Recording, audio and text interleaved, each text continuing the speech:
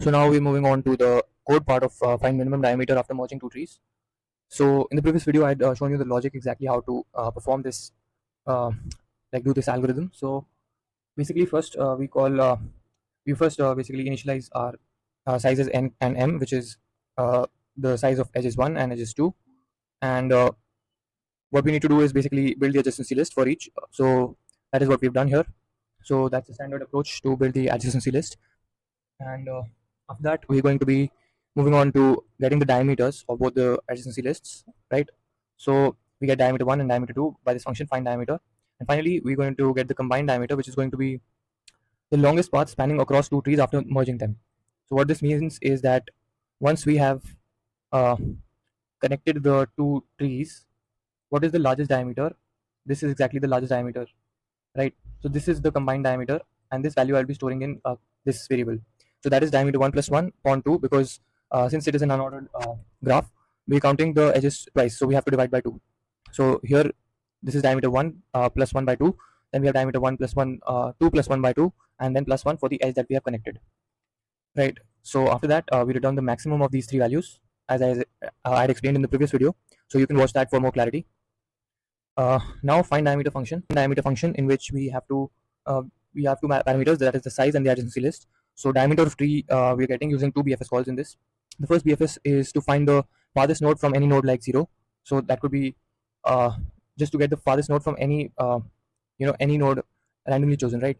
And that is where we store it. Auto farthest node comma this comma any value that we have. Basically it is distance. So find farthest node would return the distance here, you can see. So that is the maximum distance, but we don't need that value. That is why we're taking farthest node here only.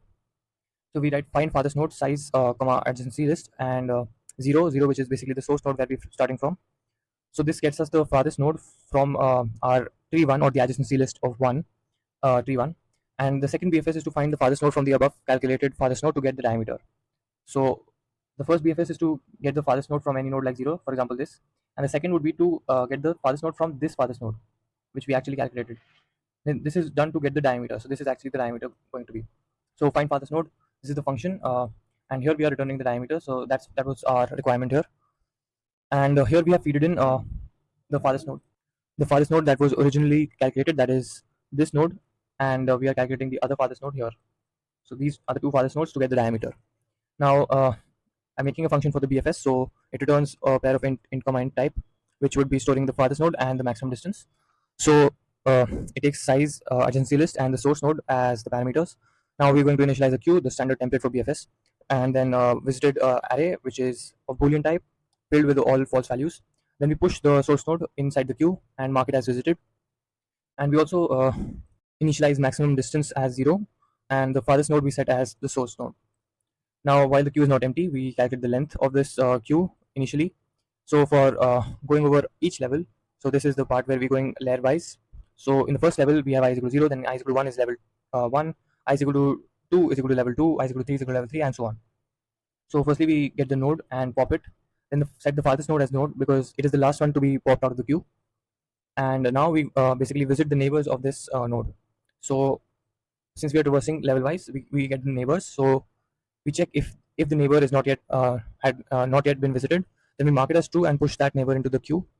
And this is the BFS function mainly. And we check if the queue is not empty, then only we'll increase the distance. So after this, we finally return the maximum distance. So let me show you guys how whether it's accepted or not. And yeah, it has been accepted.